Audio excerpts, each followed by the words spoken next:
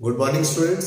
Students, myself Anil Kumar Arora, PGT Physics from Government Senior Secondary School, Bhiwani. Students, पिछले video में हमने पढ़ा था electromagnetic induction, Faraday's law of electromagnetic induction, Lenz's law, eddy current. आज हमारे video में आज का टॉपिक है लेंजिस सेल्फ इंडक्शन. टॉपिक का नाम क्या है? Self induction. Students, self induction में मेरे पास एक कॉइल है, बैटरी, रियोस्टेट एंड की. व्हेन की is closed end current is increasing. Current को क्या कर रहे हैं? इंक्रीज कर रहे हैं. और जब करंट इंक्रीज होगा, देखें, जब करंट इंक्रीज होगा तो इस कोयल के अंदर मैग्नेटिक फील्ड भी इंक्रीज होगा, फ्लक्स भी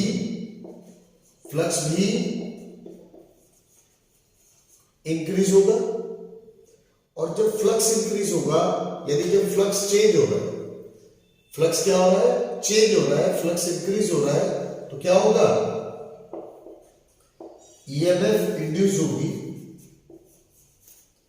कैसे? By Faraday law of electromagnetic induction. By Faraday law of electromagnetic induction इसमें ईएमएफ इंड्यूस हो जाएगी और ईएमएफ इंड्यूस की direction according to Lenz's law, the direction of induced EMF is such that oppose the cause due to which it is produced.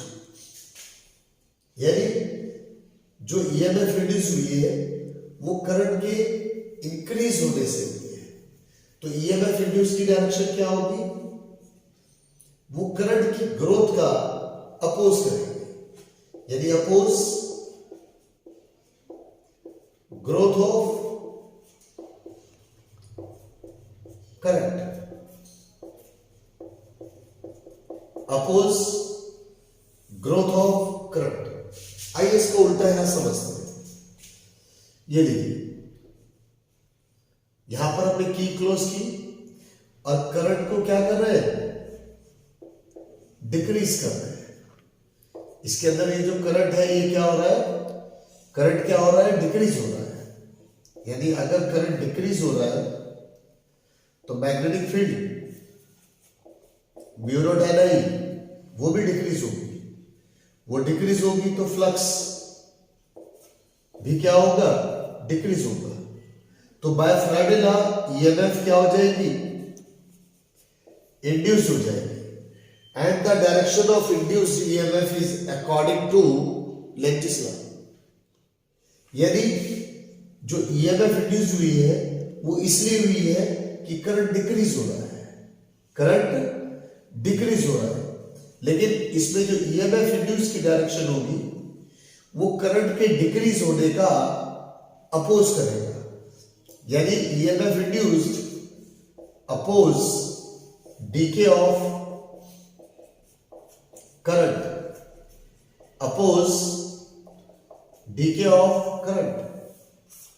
Current के decay का, current के कम होने का अपोज करेगा. And this phenomena is called self induction. ये जो phenomena है, such type of phenomena is called self induction. Students, self induction is the phenomena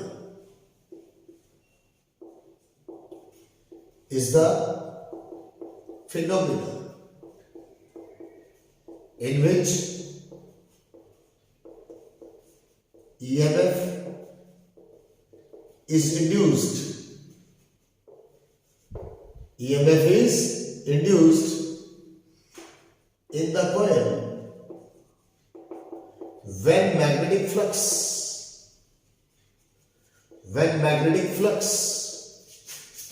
linked with same coil changes. मेरी बात समझ गए स्टूडेंट्स? यानी जिसके अंदर मैग्नेटिक फ्लक्स चेंज हुआ उसी के अंदर ईएमएफ इंड्यूस हो रही है। जिस कॉइल के अंदर मैग्नेटिक फ्लक्स चेंज हुआ उसी के अंदर क्या हो रही है? ईएमएफ इंड्यूस हो रही है। Students let at any instant, मैंने मान लिया, सपोज कर लिया कि at any instant five magnetic flux linked with coil when I is current in coil, तब क्या होगा? phi proportional to I, phi proportional to I। इसका मतलब phi और I के बीच में अगर मैं ग्राफ बनाता हूं it should be a straight line, या फिर phi is equal to L। This L is called coefficient of self-induction, coefficient of, यानी L is equal to phi upon I। मेरी बात समझ गए? L is equal to phi upon I। Students, if I is equal to 1 तो L is equal to क्या हो जाएगा? phi। यानी coefficient of self induction of a coil is equal to magnetic flux linked with the coil when unit current is passed through the coil. Coefficient of self induction of coil is numerically equal to magnetic flux linked with the coil when current in the coil is unity. Students, by Faraday's law of electromagnetic induction, E is equal to minus d phi upon dt। phi is equal to क्या होता है? L। तो ये value हमने यहां रखी, तो minus d upon d t phi की जगह एल आई, या फिर E is equal to minus L d I upon d t. इसको लिख सकता हूं L is equal to minus E d I upon d t. If d I upon d t is equal to 1 तो L is equal to क्या हो जाएगा? E। कहने का मतलब है coefficient of self induction is numerically equal to EMF induced when rate of change of current in the coil is unity. Coefficient of self inductance is numerically equal to EMF induced when rate of change of current in the coil is unity. SI unit. We know that हम जानते हैं L is equal to क्या होता है? Minus E d I upon d t. If E is equal to 1 volt, d I upon d t is equal to 1 ampere per second, d I upon d t is equal to 1 ampere per second, तो 1 henry is equal to 1 volt divided by 1 ampere per second. यानी coefficient of self inductance is said to be 1 Henry. Coefficient of self inductance is said to be 1 Henry if rate of change of current in the coil is 1 ampere per second and EMF induced in the coil is 1 volt. Students, coefficient of self-inductance of long solenoid.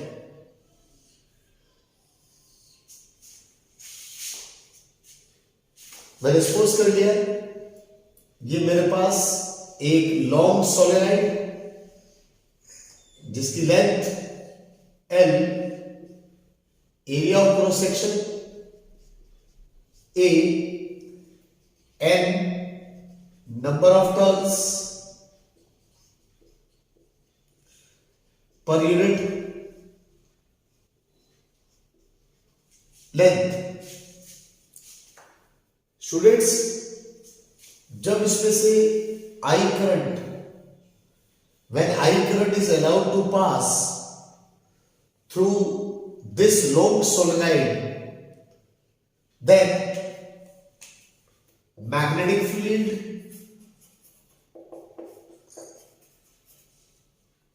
inside the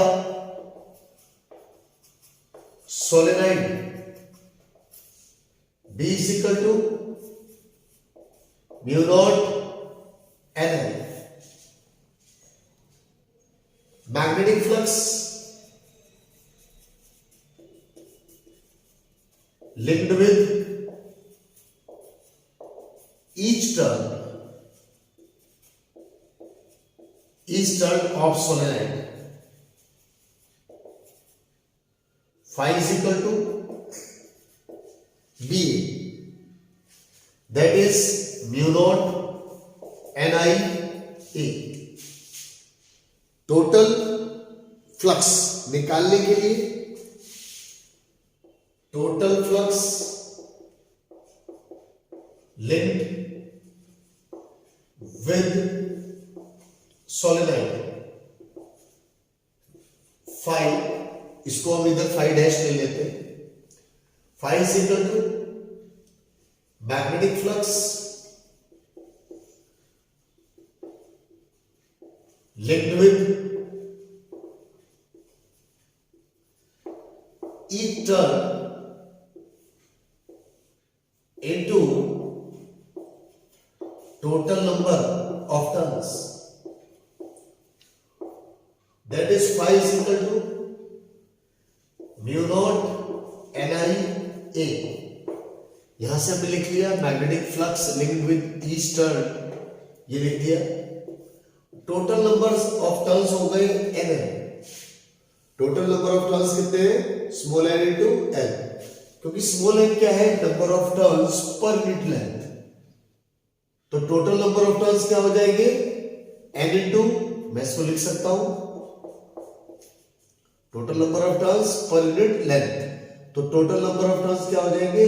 N. Clear? तो ये आ गया phi is equal to mu naught N square NiA. But coefficient of self-induction, coefficient of self-induction L is equal to phi upon I, mu naught N square LIA upon I. I से I cut गया, mu naught N square LE. तो students, ये हमारे पास derivation आ गया solenoid का, solenoid के लिए coefficient of self induction. तो coefficient of self inductance solenoid के लिए हमारा फॉर्मूला होता है capital L is equal to mu naught N square LA. और यहां से हमें पता चला इस फॉर्मूले से capital L is equal to mu naught N square LA से हमें पता चला कि coefficient of self inductance depend करता है नंबर ऑफ टर्न्स, डिपेंड करता है लेंथ ऑफ सोलेनॉइड, डिपेंड करता है area of cross section. Students, ये डिपेंड करता है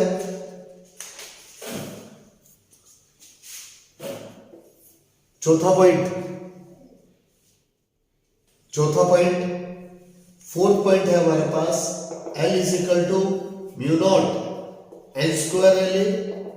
इसको ऐसे भी लिखा जा सकता है mu naught N by L square L A, that is mu naught N square A upon L. Fifth point, अगर मैं इस सोलेनॉइड के अंदर, if solenoid is wounded over substance of magnetic permeability mu r, then coefficient of self inductance becomes mu r times, that is mu r mu naught n square L A। तो students, इस तरह से हमारा topic था self inductance. हमारे topic का नाम था सेल्फ इंडक्टेंस। सेल्फ इंडक्टेंस हमने पूरा पढ़ा और पूरा अच्छे तरह से कैसे आपको समझ में आया होगा। तो नेक्स्ट वीडियो में मिलते हैं students. Good bye students. Self inductance के बाद दूसरा हमारा टॉपिक है mutual inductance. Mutual inductance students, mutual inductance को समझने के लिए let us consider two coils, one is primary and another is secondary. Primary coil is connected with cell, rheostat and key, whereas secondary cell is without cell and is connected with simple galvanometer. Students, when key is closed and current is allowed to pass through primary coil, key is closed and current is allowed to pass through primary coil, magnetic flux linked with secondary chains and EMF is induced, which is represented by deflection produced in galvanometer. Students, mutual inductance is the phenomenon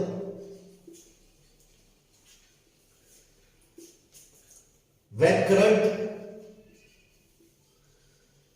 changes in primary magnetic flux linked with secondary chains and EMF is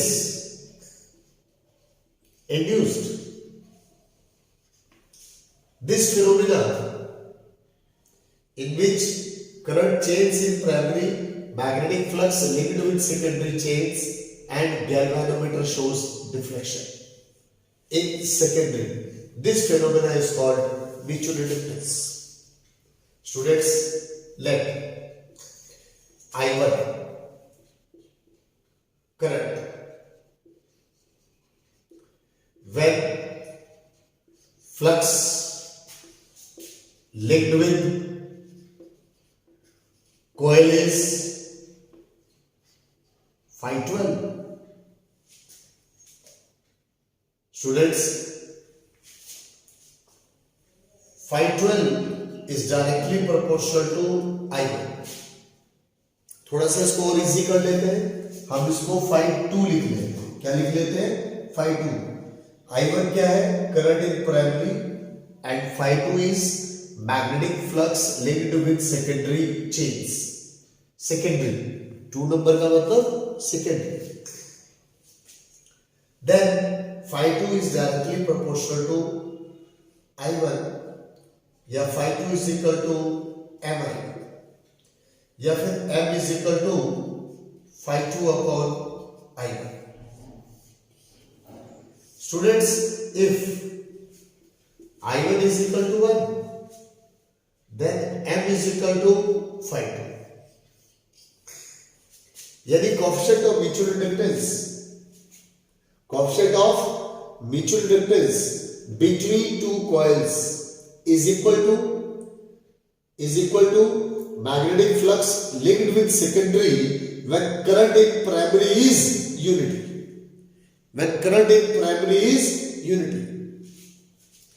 By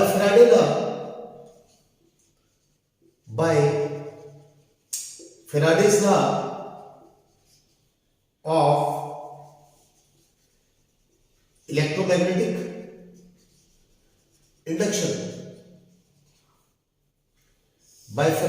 electromagnetic induction, E2 is equal to minus d phi 2 upon dt, या फिर minus d upon dt। phi 2 is equal to, यहां से लिखा हमने phi 2 is equal to m I1, या फिर E2 is equal to minus m di1 upon dt, ये m is equal to E2 upon di1 upon dt। Clear है? m is equal to minus E2 upon di1 upon dt is equal to minus E2 upon di1 upon dt। मैंने क्या किया, let di1 upon dt is equal to 1, then m is equal to E2। यानी coefficient of mutual inductance between two coils is numerically equal to EMF induced in secondary,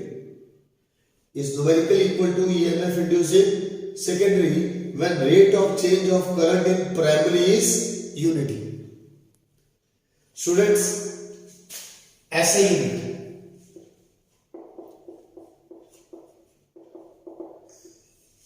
we know that m is equal to minus E2 upon di1 upon dt। If E2 is equal to 1 volt, di1 upon dt is equal to 1 ampere per second, तो 1 Henry is equal to 1 volt upon 1 ampere per second।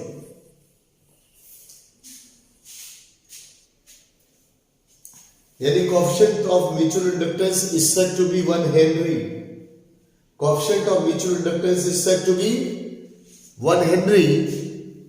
When rate of change of current in primary coil is 1 ampere per second। When rate of change of current in primary coil is 1 ampere per second and EMF induced in secondary is 1 volt। तो इस तरह से students coefficient of self inductance की unit क्या होती है, Henry, और coefficient of mutual inductance की भी यूनिट हेनरी होती है। क्लियर हो गया?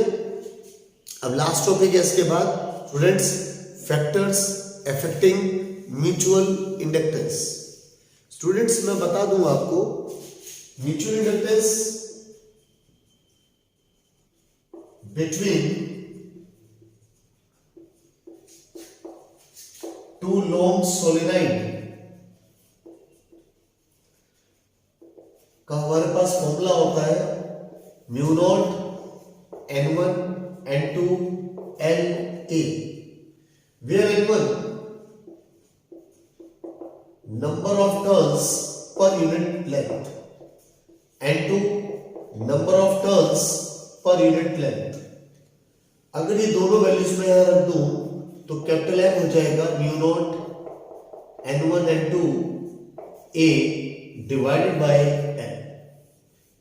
स्टूडेंट्स, ये फॉर्मूले होते हैं किसके, कोएफिशिएंट ऑफ म्यूचुअल इंडक्टेंस के। क्लियर? तो यहां यहां से हमें क्लियर हुआ mutual inductance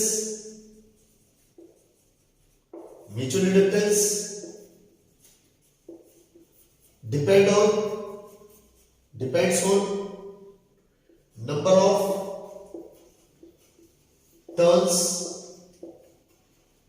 shape and size of solenoid या फिर coils।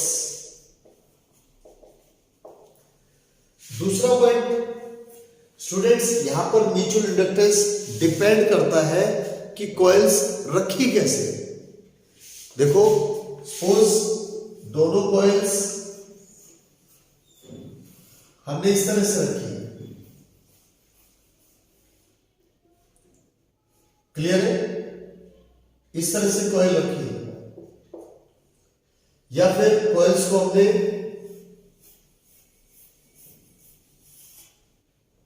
इस तरह से रखा है। यहां पर ये प्राइमरी, ये सेकेंडरी, ये प्राइमरी, ये सेकेंडरी, या फिर कॉइल्स को हमने इस तरह से रखा है। ये दो कॉइल्स इस तरह से रखी है, ये प्राइमरी और ये सेकेंडरी।